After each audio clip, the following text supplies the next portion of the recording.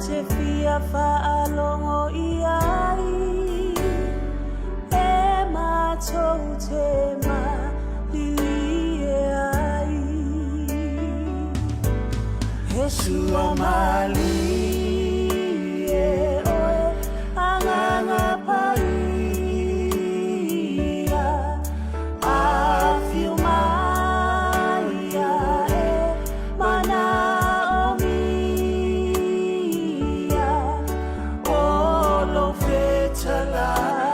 mai Mātou te whia whaalongo i ai He mātou te malili e ai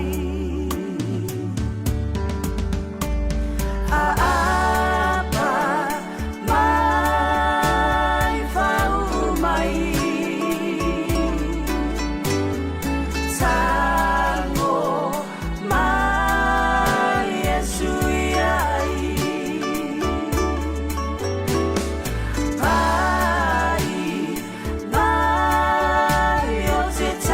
Ai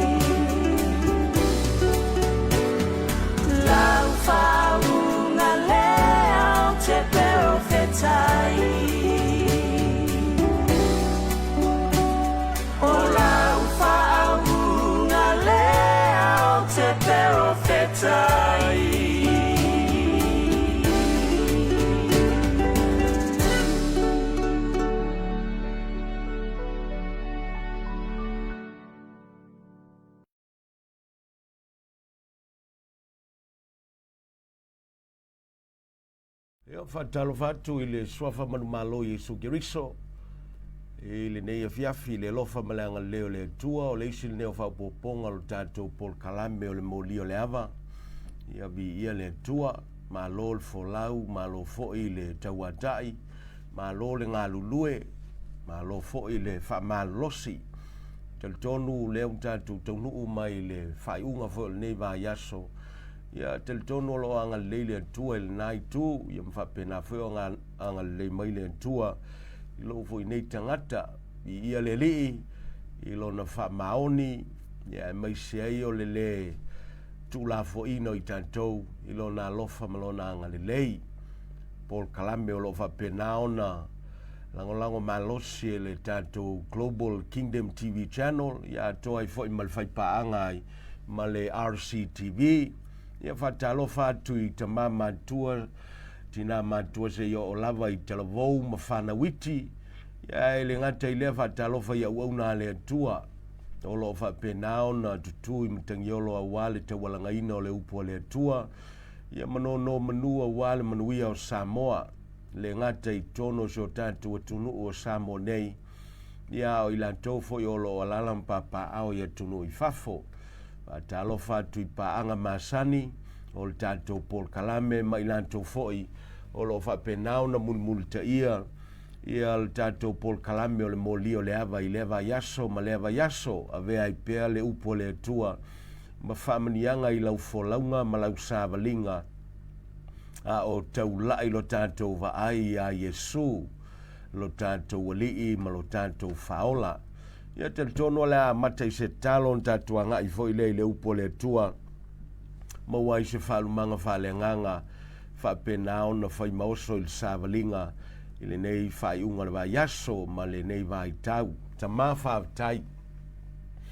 Whāwtai tele o lo so i fuala ua fio e le suia, mai ananafi le soe o il whaavau. Ta mā alofa o le ta mā malama. Ma tau wha manuina lo suafa e wha penaona to tuli ma tau tau e lau whaiwauma o e lava o le tupu o le li o li te tau ia te oe le viinga, te tau ia te oe le wha manu, te tau i la uofio le whanetanga whaatanga lo wanganga paia e amata mea il Paul Kalame maia le sosani ma le te inga lo wanganga paia e maiso le poto ma le whaunga ma ian te oe wheta laio e ala ila upu o ulavana o se mea whainga luenga e whapenao na whawhiloa i se mana onga whapula, whasauloto whapenao na whaoa ina whatamao a inga ina i le upu le atua ma whapenao na whaola se nganga la vea i se nganga ma whapenao na whataunua i lo finangalo fa maloloina foi se tangata mai ma fa pena ona manu maloina se nganga mole malole antua fa manuia o ile unanga ale Global Kingdom TV channel ya mai sei fa manuia ma le unanga le RCTV na wa fai paanga a lava le tawalanga ina o le upu le tua ma le ate ina o le malole antua a o matou maua so matou avanoa mātou te whapena i ona lima whatasi ngā luenga tu maulo vi ingal te mā swafa pele o Yesu. Amen. Amen.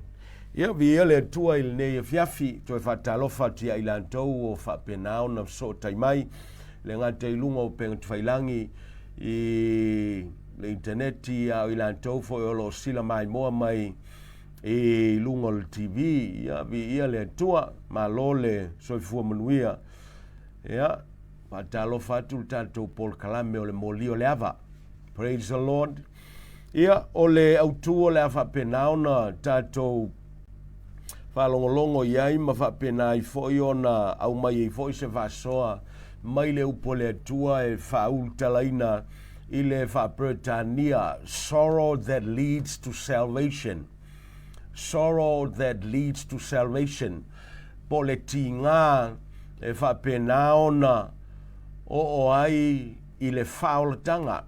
Po le tinga whale atua e whapenaona taunuu ai le whaolataga i so se tangata. Maua mai le lua Korinito, au lona mta upe fitu, lona whai upe valu, iwa ma se fulu, pe o ina lele a au mai e whaima fosfoitau au tu, whawai ai al tātou whe au. Mai le lua Korinito mta upe fitu, lona whai upe valu se i o le se fulu. Amen. Ia, le au whai tawina, whai maile fionga le atua. Awa a whai na o whati ngai ante o tau i le tusi, o te le salamo ai, e o i lava ina o salamo ai. Awa ua o wiloa sa whati ngai na o tau i le na tusi, na o sina i tuaso. O le nei, o te oli oli e le ona ua o tau ti ngā, a ona ua i ulo o tau ti ngā i le salamo. Awa na whati ngā ina o tau e tusa i le atua, ina ne i leanga o tau ia i mātou i se mea e tasi. Awa o le ti ngā e tusa i le atua, e tupu ai le salamo e o i le whaolatanga, e le to e sa afi ai, a o le ti ngā whaale lalolangi, e tupu ai le oti. O lo whapenaona au mai e le apostolo Paulo ia fosfoitau e peiona tuina i tutonu o le lua Korinito, o le tusi ua whapenaona to e whamanatu e le apostolo, le tusi na mua atu i le tusi lea e ta ua o le lua Korinito. O le tusi sa whapenaona a watu aise awa inga whaaleanganga i le tamā whaaleanganga o ia na whaonga ina e le atua e whatuina le Kalesio Korinito. E lana whanau whaaleanganga na whaia i le lofa, na whaia ono le manatu mo le a ngā i luma o le sāwalinga le Kalesia. E le ngata i le au whainga ruenga, au le lo le Kalesia ina ia whapenao na whatulanga. E le finangalo tonu o le entua, ina ia fia mai le atua, ma whapenao na ia i pea whamanianga le atua, i le sāwalinga le tangata, le ngata i ulungalii, a o le vao matua ma whanau, a o le sāwalinga le tangata, ua whapenao na ta ua o le tangata whaolaina, ina ia ola whapaia ma whapenao na whawhia i le atua e ala, i fua o le nganga pa ia ua fua i lona o langa ma wa ia i lana sāwalinga. Au lele whapenao na tō manatu le apostolo i le teita inga le nganga pa ia te ia na toe tō manatu ai le tusina watu. Na whapenao na iloa le apostolo e le i whaingofie e le i salamo i fo i e ui na iloa ia na langona ai le tinga ia i la tau na avatu i el tusi, a ele i li liu ai le loto malangona o le apostolo, ina ia whapenao na taunuu Korinito le Kalesia i se taunuunga le lei, taunuunga manuia, taunuunga saoloto, taunuunga e whapenao na whamalosia il tangata, taunuunga e whapenao na to e whatulanga ai le sāwalinga al tangata ma le atua. Tulanga e whapenao na to e mawaile ngā lulu e whatas. Tulanga e whapenao na penao na to e wha tulanga ai le ola whapaia ina o le tangata ua tau a ngai le ola wha le tino. Ato ai fo i mai lantou e le o whatulanga ina o lantou o langa. Ma le mea tau o le salamo moni ina ia whaola ina i lantou. Au lele ta uai, ona ai se isi fe au ta ua o lo whapenao na whamamawha le apostolo i le vaenga o le whaitau o whaitawina. O le ta ua o le taunuunga ia whaola ina le tangata, ia whaola le nganga, ia whapenao na iloa le tangata ua whanau mai le atua. Born of God, ua whanau i la i le nganga, ua ia whapena foi ona i loa le tangata, ua ia maua leo la e whaavavau, o le ola o le atua.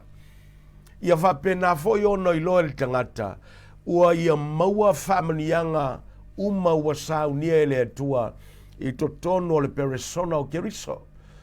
Ia i loa e korinito mai lantou, ua tuu saoloto ina i lantou e le atua mai le whaingata ma le polonga sa iai le olanga tuai, le polonga i ngā ruenga le tino, le polonga i le angasala, le polonga foi i le ti apolo ma te moni, ma meo le olanga tuai, a ia whapena foi ono lantou iloa, ia whaola ina i lantou o lantou maua le malolonga moni, ua wha malolo lantou tino mai, ua wha malolo ina o lantou wanganga ina ua maua le file mu, mai le li o le file mu, ma le whaso e sa iai. Ai, i o lantou mautu foi, ua whapena o na whasa o loto i lantou, set free from the stronghold or the strangle of the devil and the prince of demons and the demonic world or the realm e leo vai e mata o tangata sa whapena o na tia ai tangata o tapua i atu ese le anga o korinito e malosi le tapua i ma le ifo i tupua le o langa whawhaitaanga ma le o langa o le tapua i atu ese i whainga i le tino nei. Ai o lea watu sa o loto i lantou e le atua, ma watua i foi le au mo i lantou e le i whaola ina ia wha mautu ina, e ma whai foi e le ngā ruenga lea na whaia e Keriso, ma le toto Keriso, ma le peresona o Keriso, ma le upua le atua, e ala i le nganga pa ia o le atua, ona whaasa o loto ina foi o ia. Po ai lava le tangata, whaasa o loto mai ailo na mawau whau, whaasa o loto ai langona, whaasa o loto mai ailo na nganga ma whaola, ma whape nao no foina le tino le tangata, whai ma taulanga ola, ia paia, ia malie, ia mu, ma whai ma mea whai ngā ruenga o le atua. Hallelujah. Taua i le vaenga fosfoi tau, ma le matua o le wheau mo i tātou, e pei ona whaitawina ai le lua korinito ma tau pe fitu valu e o le sifuru. O le tāua o le me tau o le whaolatanga, e iailo na vaenga polo na la sanga mo mua e ao na uia le tangata, e tau nuu ai i le whaolatanga, o le la sanga e taua o le salamo.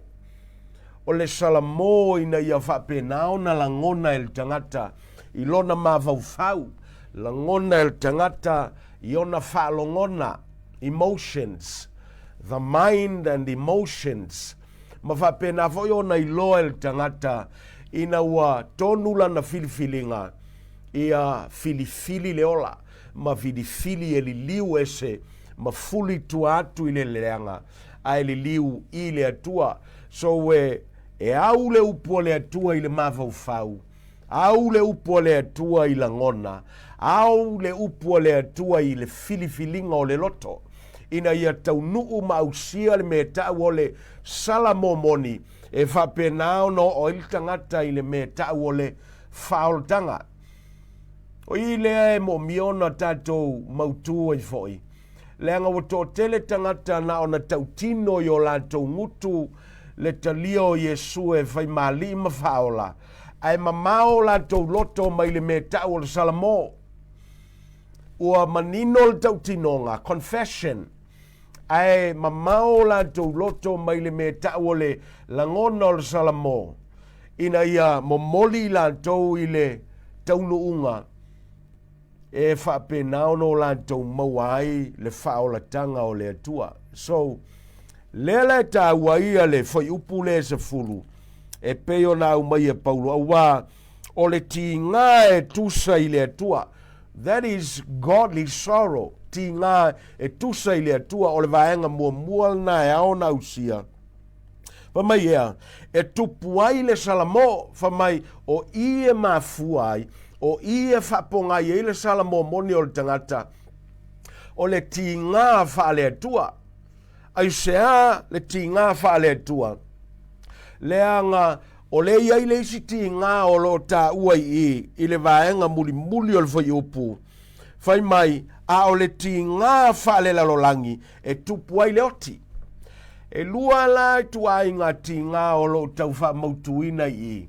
Le ti ngā e taunu wailtanga tai le oti.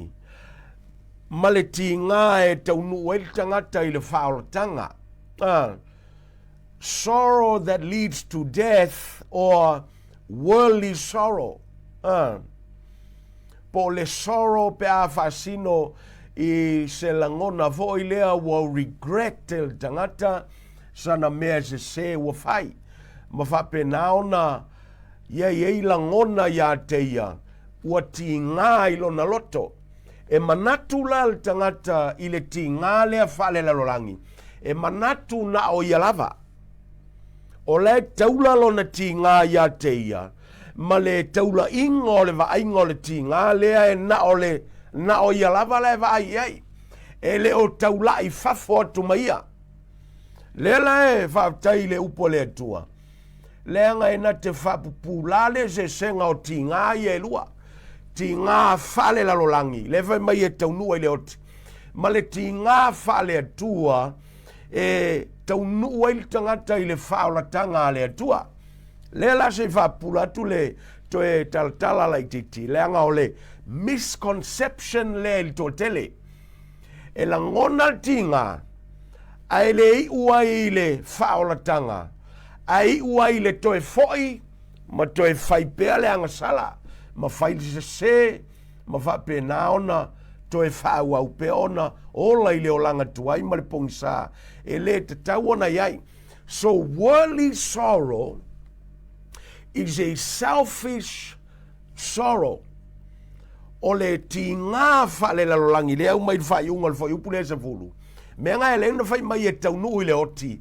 Leanga o le ti ngā e taula lava ia te oe le vainga. E manatu ai lava oe mo oe, ma whapena ona concern oe mo oe lava.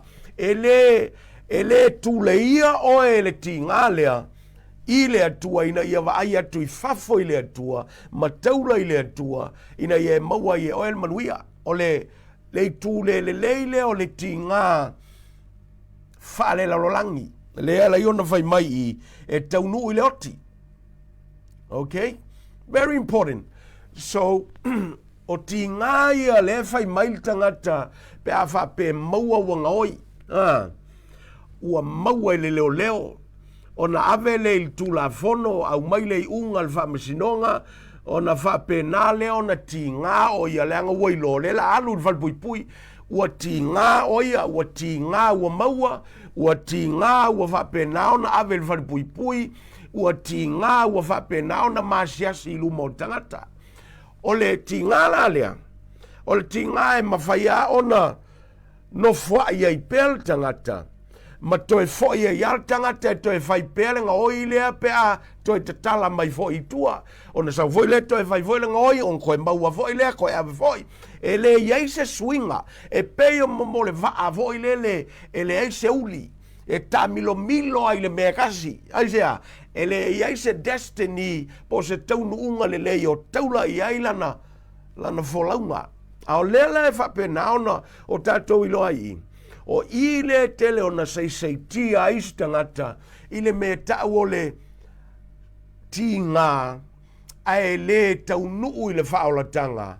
Ai toi foi lava faile se, toi foi lava faile angasala, toi foi lava faile mea le e masiasi ai, ma whapenao na lesa o loto ai, ma puapua ngāti ai, ma faile avenga ilunga ia teia, o le tu le leile na o le ti ngā whale lolangi, le whai mai e o ai le tangata i le oti, aisea, le anga e no whai ai, o lo taunu unga, oti e au noa ma le atua, oti le anga o lo iai pea le whaasala i lunga ia te oe, ma le oti wa whape naona, tu vala oe ma le atua, wa le to ieiso wa vanoa.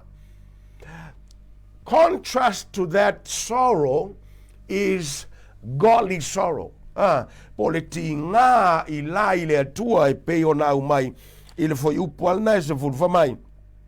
A wā le tingā e tusa I le atua e tupu ai le salamo e o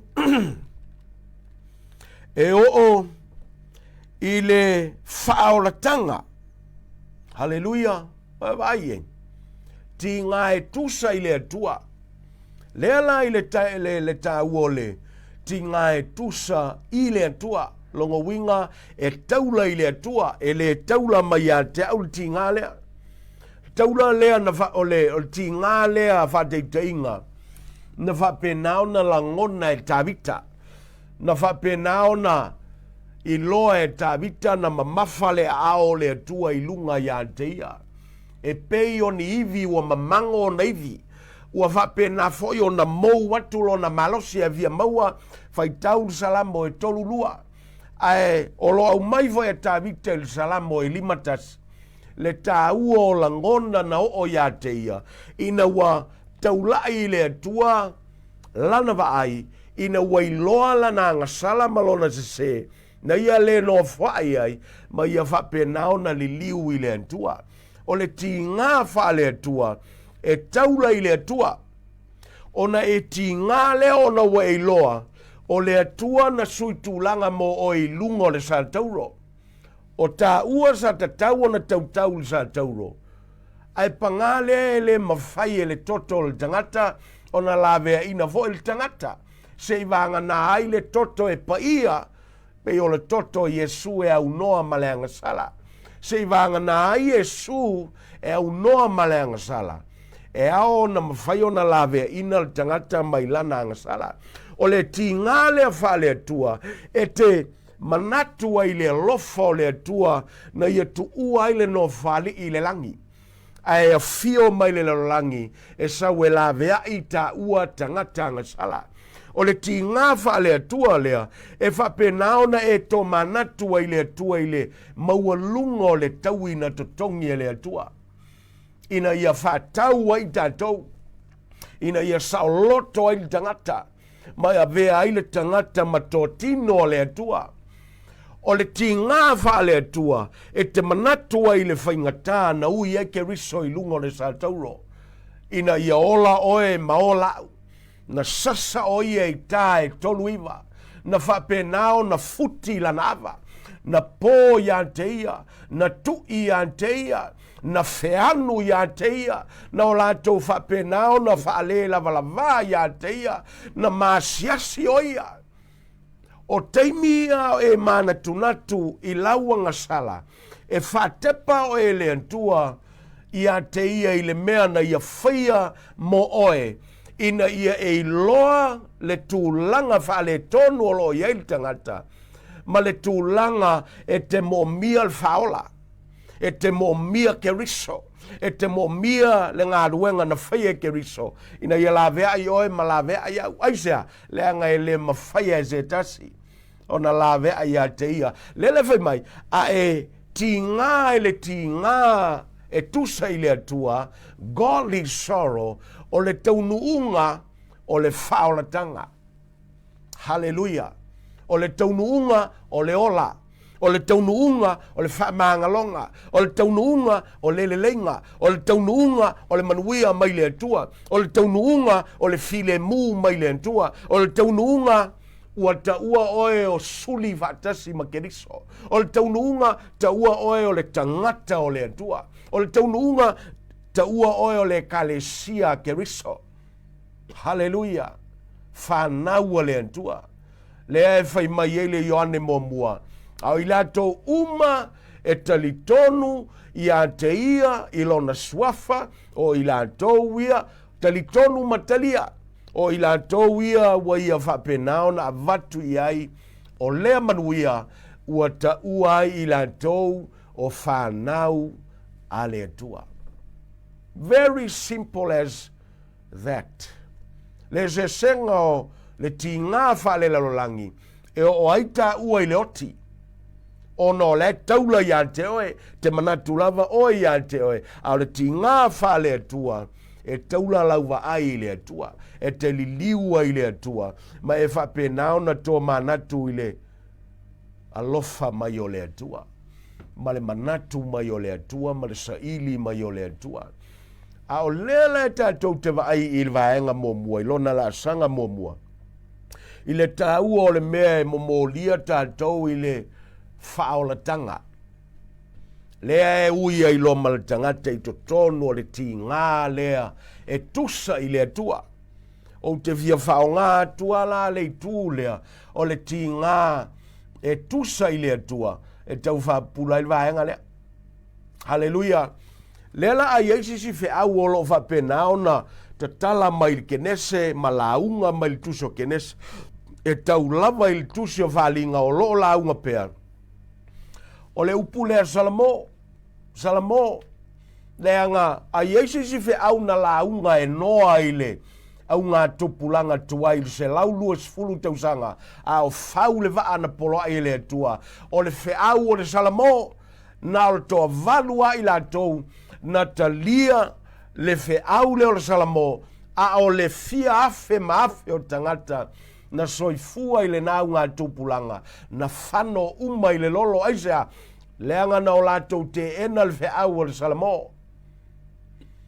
lea tātou te iloa fo i na waalanga e amosa le fe au i le wastaulanga mai lātou e i to tonu o le nu o le atua i lona teimil perfecta o amosa a iai se isi fe au na vatu i ai lātou i le ola whapa i aina o tangata tusa i le atua o le fe au o le Salamo li liu la whai o wala li liu i le atua a iai foi se isi fe au na mafuai o na la whai i Tanielu i le luo leona o le fe au o le Salamo na ave i tangata i to tonu o Peresia i lona vai tau o le feau na whapenao na alangaina Salamo, o le feau fo i lea na whapenao na lafo ina i le lua, maloka ina ai whalipuipui Jeremia le perfecta i le unga tupulanga mulimbuli o sayuta ai le watawhea tu i lalo papelenia o le feau lea,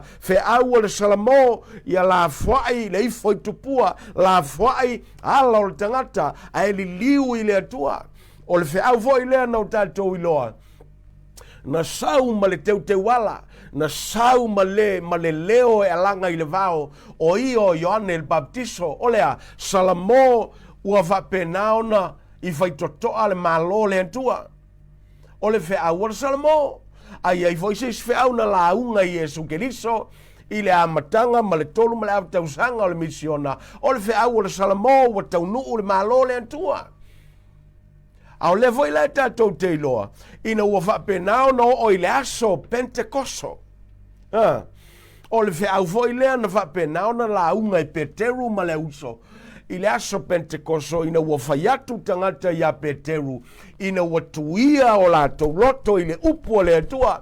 O le a ea sa mātou me whai mai, Salamo ma liliu i le atua.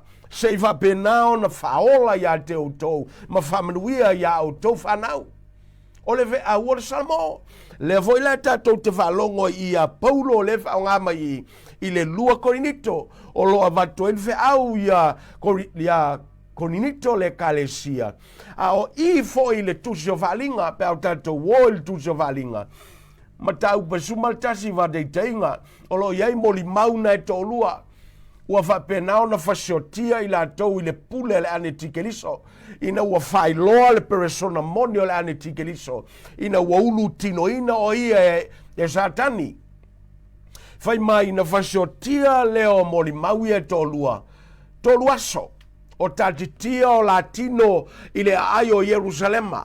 Ma fua isea. Leanga o le feau no la ungaina o le feau o le Salamo. Li liu mai leanga sala. Ai li liu i le atua. Haleluia. Ai ai se fe au e aona alanga ina, malaunga ina, ma whapenao na whaleo ina, i teimi uma. I le teimi le nei, fe au o le Salamo. E au o le Salamo. E leta lia le leia e lalangi. E le longo le la langi le upu le ngai whapea la langi o lato maua le ola. Mai le atua, no, au noa ma le salamo ti ngā wha le atua e te le taunu i le whaolatanga e te mauai le ngā ruenga whaola mai le atua e te mauai le whaolatanga o na e se e le o le manuia ma le whaolatanga wa saunia e le atua. So, there must be repentance, there must be conversion, there must be a turning away from sin. O me umai au tatou wa aile upo le atua. E so solo vakasi a mea ia. E ui e ese mea ia. Ae e o vakasi e le fete nai mea ia. Ae ngā lulue vatasi ina ia au sia le taunuunga o le taunuunga whaoldanga. O le taunuunga o le whamangalonga. O le taunuunga maua le lenga. O le taunuunga maua le whamoe moe mai le antua. Hallelujah. O a mai lau sāvalinga. O a mai lau wholaunga. Lele tā ua ia upu i olo whapena o na whaonga ina le tuspa ia. E whailo mai ai la sanga e tolu ia i to tono le proceso le salamo. E le upu mo mua olo whapena o na whaonga whavateta inga i le luka e sfulmaltasi a olona foi upu e tolu sfulmalelua o le upu salamo repentance o le upu metanoio o le salamo lea o lo whaongai e whasino i le mawhauwhau o le tangata ua whapenao na sui ua whapenao na liliu ua whapenao na fuataina ua whapenao na pai ai le upo le atua i le teime whalongo ai le tangata i le upo le atua. O nei loa le elo na mawhauwhau, le sao le upu, le pai o le upu, ma le se o le mawhauwhau, ma le angasala o le tangata, ma ala o le tangata. O nei loa le mawhauwhau le o le tangata. E mo mia se suinga i lona mawhauwhau. E mo mia se whatula ngana i lona tangata. E mo mia se whatulanga saoina o le olanga o le tangata, because that's what the scripture says when it touches the mind of a person.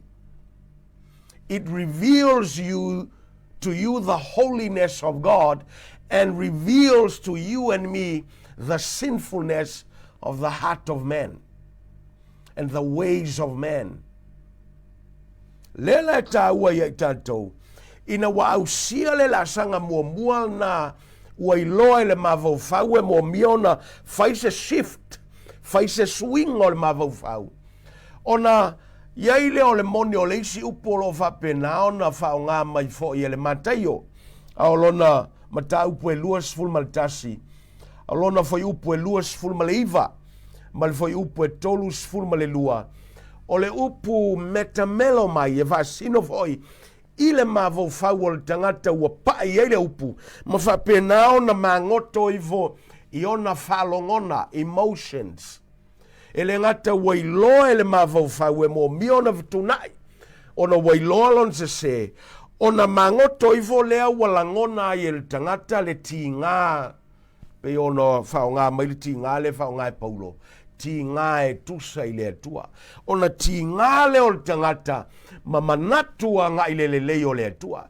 ma manatua nga ile alofa o le atua, ma manatua nga ile taulanga na ui eke riso, e lei vai ngofie, ina ia maua e oe le ola, ma maua e au le ola, ina ia mangalo oe, ma mangalo au, o ai au o le alai o na alu ke riso i le sa tauro, le anga o le alofa o le atua.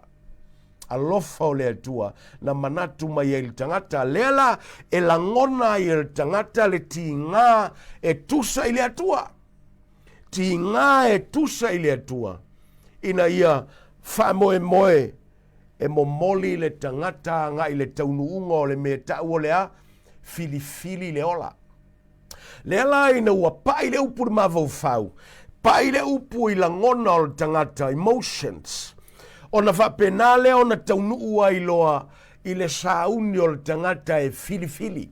The will of man e au ai foi le upu le atua. Le ala i le upu le whao ngā mai e Luka Vavateinga, tau mua au lona foi upu e sfulma le ono. Ma le Luka e sfulma le fitu, foi upu e wha, ma ua steimi e vai tau ai. Au le upu foi e vasino i le Salamo, o le upu epistrofo, o le upu e vasino anga i le ngā ioi mai o le upu o le atua, sa pai lo mavau fau, pai o langona, manga lue mai le filifilinga o le loto.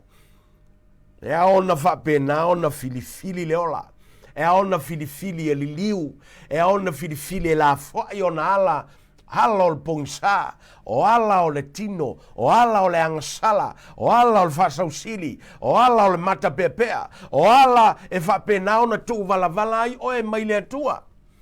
E se whapena ona e li liu atu, e talia le alo o le atua, talia le nganga pai o le atua, talia le upu o le atua, talia le whaolatanga o le atua, talia le lenga ua whaia e le atua, talia manuia ua saunia e le atua, talia le whamalolonga ua tāpena e le atua, talia le whamoe mautu ua saunia e le atua, o le vesili. Mo e langona i lo mavau whau, ma e langona le ti ngā o lo loto, e ala i le ngā ioi o le nganga o le atua ma le upu, ma ua e sauni fo i e te filifili. Filifili le whaoltanga le atua. Filifili le ola. Filifili le manuia. De ala e sao i le leile upu na whapenao na whaongafo e peteru i le aso. Na whamaloloa i pipili i tuso ngā luenga ma tau petolu. Na ta ua i ngā ile fo i upu e sfulma leiva. Fai mai le fio ngā le atua, o le nei i a Salamo, o le upu nai whao ngā mai ngā o le upu metanoio, le kalangoa ngai mawawhau. Au le lewe mai, i a outou ma outou li liu, o le upu ngai whao ngā mai ngā, o le upu epistrofo, lo whamulongo winga, i e langona i lo mawawhau, ma sauni e filifili, e te li liu ese.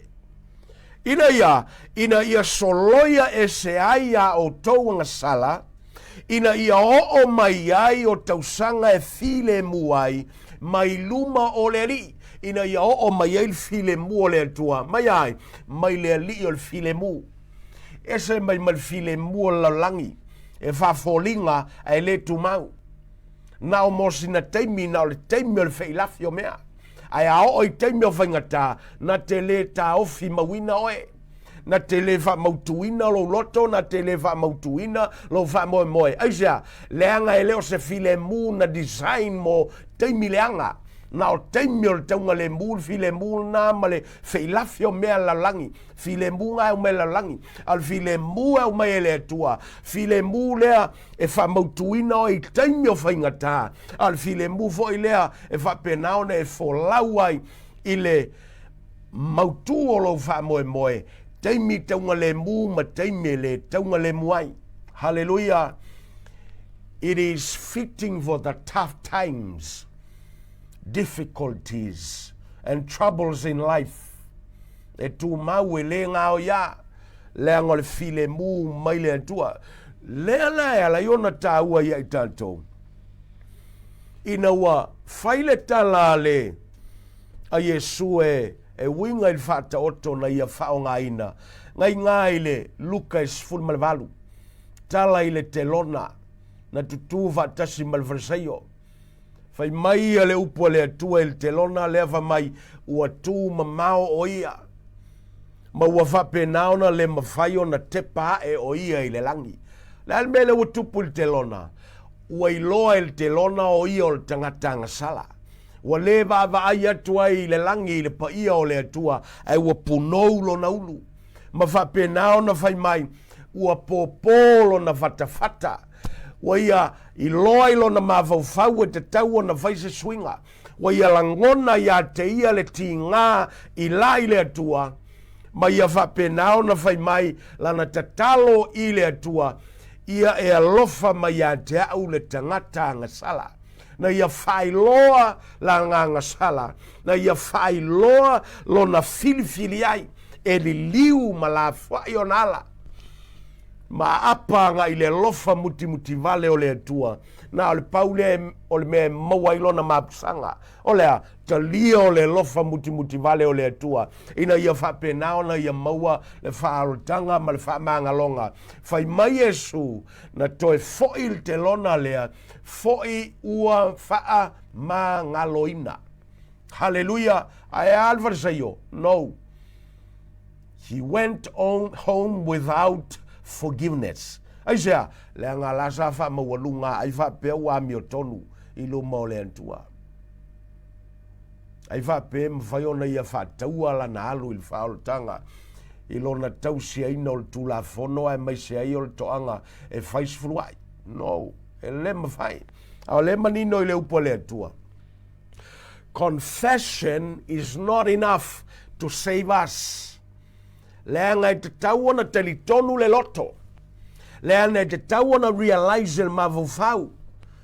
O ia o le tangatanga sala ma le pa ia o le atua. E ona ti ngā i la i le atua le tangata ina wailoa na langa sala.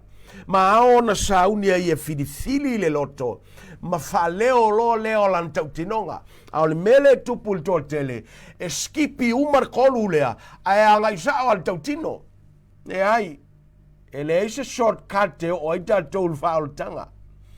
Se vanga nāwe e langona i lo mawau whau. Ti ngā i tusa i le atua. Ma e sauni lo e te filfili e la whai o wala. E li liu i le atua.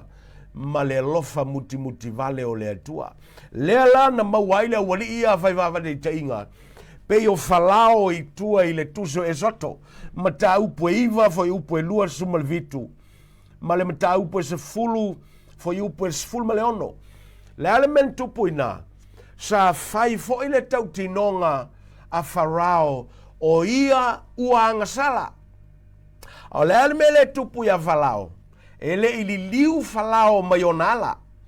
Ele i salamo falao. Na tautino falao ila na angasala. Ele ila ngona ilona mavau fau masauni e vapenao na talia. Ma vapenao na la fwai na ala. Ele liua ile atua. Au levai mai foi. Na vapena foi il tautinonga na fai e palamo. Te maua ile numera e lua tolu. Foi upo e tolu sumalfa. Fai mai ua o angasala. I have sinned.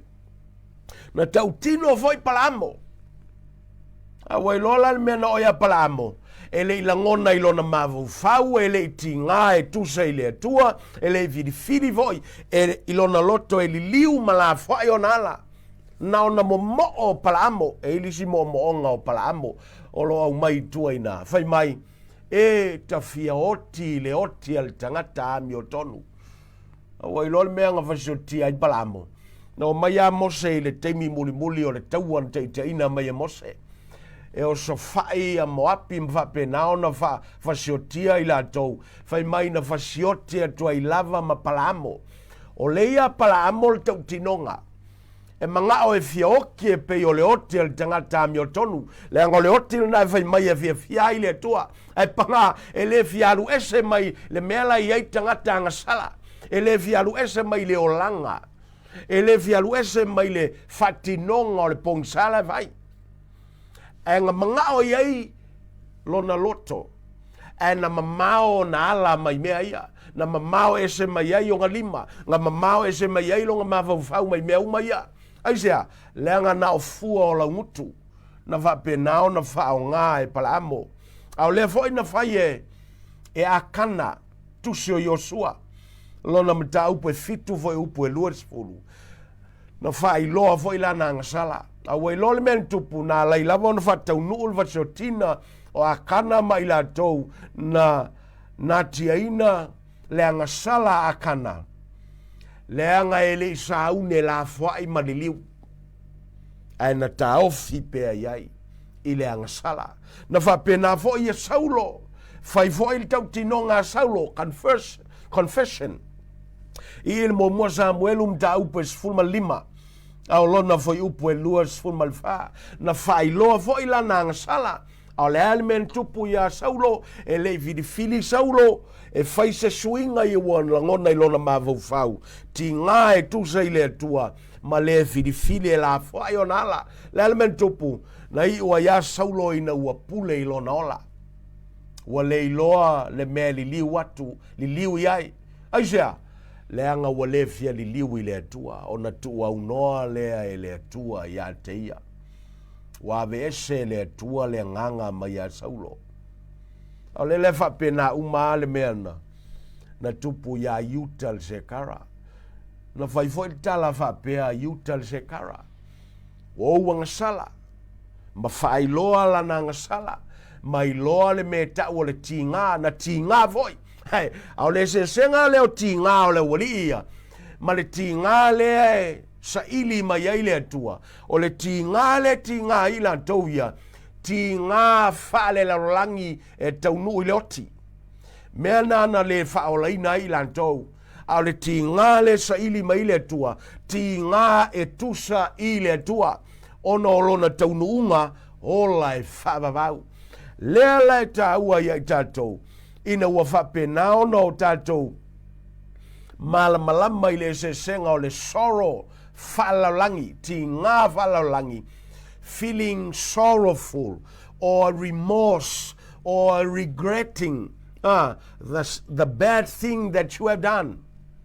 O le taula ia te oe, e leo taula i le atua, le ona taunu ua i loti, au i le iai tangata e tolua, e fai mawhade te inga e whapena ono tātou, tilo fo iai mau mai e se tā ua mo i tātou, so e tolua Yutal Sekara ma Peteru.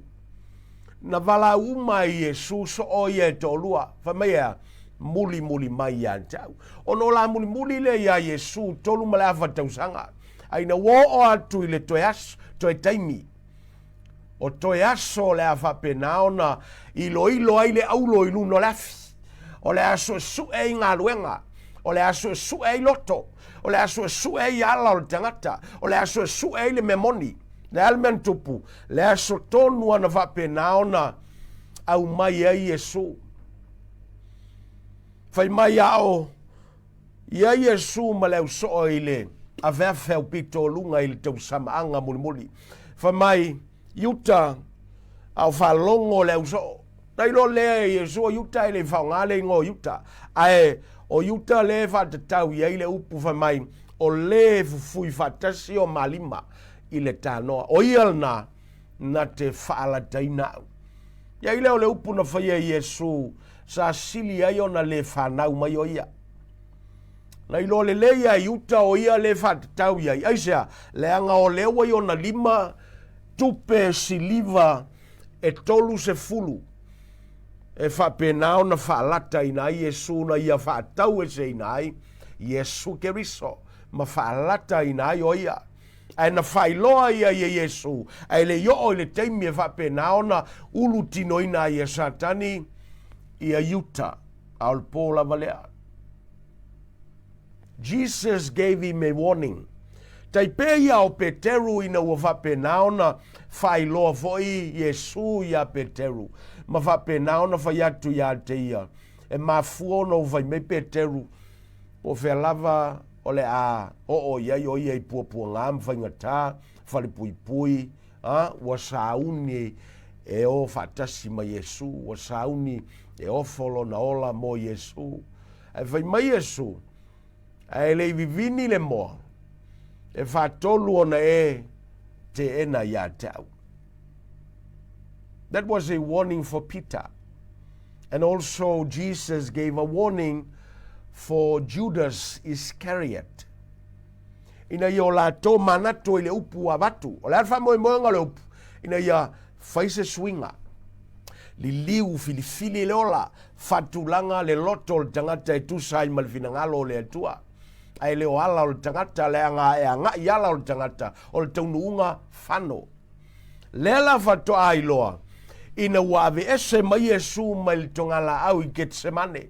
Au mai i meolo i ail faleo, ana ma kayafa mwapenao na wha masino ai Yesu, na whapenao na i ail temino la tau whao limai, ia Yesu, ai au mai e le tusi o luka ia le moni o le vaenga lea ina ua whapenaona va aie e Peteru fofonga o Keriso ngai ngai le luka e luas fulma le lua aolona foi upu e onos fulma le tasi ma le foi upu e onos suma le lua ina ua feso tai mata o Peteru ma fofonga o Keriso o inana matua ese ila ngona o Peteru fai maila ia lea o na tangi ya wele o Peteru. Then Peter wept aloud.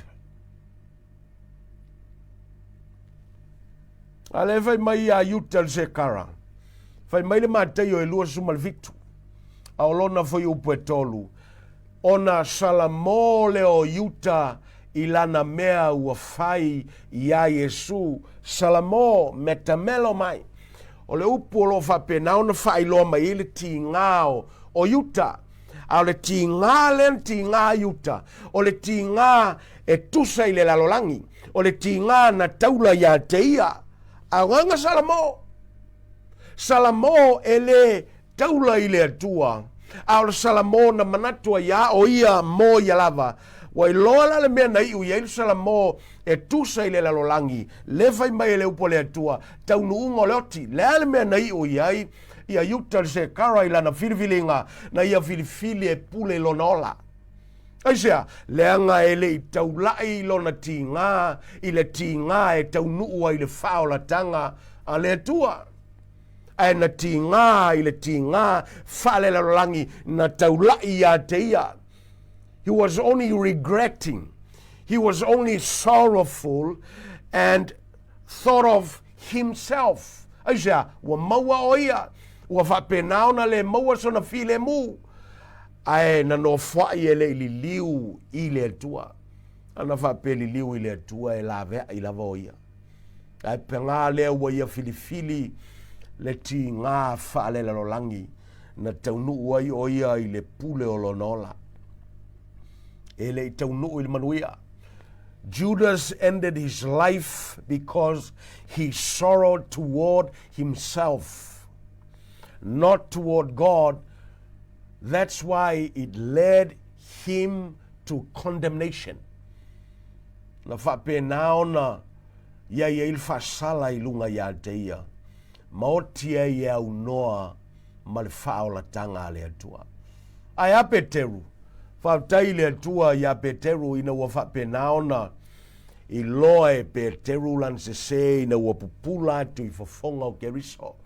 Ona manatua le Peteru le upu na vatu e Yesu ia te ia. Ai le vivini whaatolu moa. Ai le vivini le moa. O le ai whaafiti whaatolu ia te. Le alana whamaina matuati ngā ai Peteru. Matangi a wewe ai Peteru. Ua whaailoa le ti ngā o Peteru. Au le ti ngā la Peteru. Na ti ngā e tusa i le atua. O i loa le mea na taunuu i le ti ngā o Peteru. Na taunuu i le whaolatanga wa saunia e le atua. Feo i lau savalinga. Le Peteru a lea na toe tula i le aso Pentekoso. Ma launga i le mana o le atua. Ma le feau al tala le. Aisea, leanga na langona lo na ngasala. Ma ti ngā i le ti ngā e tusa i le atua. Na faola ina i le atua lo na nganga. Lea na maua ma ye Peteru i le aso tonua o le toe tu o Yesu Keriso ma le tunga mau. I le fale na lalafi ai. Ma manava Yesu mwa yatu. Talia ie o tau le nganga pa ia o le atua. O le aso na whapenao na tu sa o loto i nai Peteru aisea. Leanga na li liu i le atua lo na tinga. E le peo le li liu a yuta se kara na manatu na o yalava. Na i uai ma le manuia, ma le oti au noa ma le atua. A o le tangata o Peteru o le manuia o saunia le atua. O a mai lau savalinga ma lau folaunga. A vaiwa i lo o le tangata ngasala. O le tangata mo mia le atua. Ma le whaoltanga le atua me te le liliua ia te ia mwhilifili le ola. Sauni o ia talia o e whaima ali im whaola i lo walanga. Au mai le leinga ma le manuia ia te oe ma le file mu i lo loto. Wha manuia tele le atua. Tamawa tai mo la upu. Wha penao na so soniatu. Ia ila tau e whaia filifilinga. talia le ola e ala i salamomoni ina wailoa malangona ma tinga i tusa i le atua ina ia taunuu le whaoltanga we saunia whamanuia ia Samoa mai lava i sea upito matua e o i sea upito iti whamanuia le tino Keriso whamanuia le unanga le Global Kingdom TV Channel ma le RCTV whaipaanga i lantou mai sau au no lo mātou tutu no le tala le lei whamanuia Israelu ia i lau whaoltanga ma lau filemu whabupula fo Israelu ia talia le Mesia le li o le ola whamanuia ia Samoa nei se o il whavau no Yesu amen amen ia whamanuia tele le tua anga leia te fo i le li whainga malolonga e maisel tāpena tuai mo le sao mo muata eao tātou te whailoa i le vers fo i le lofo le tua amene amene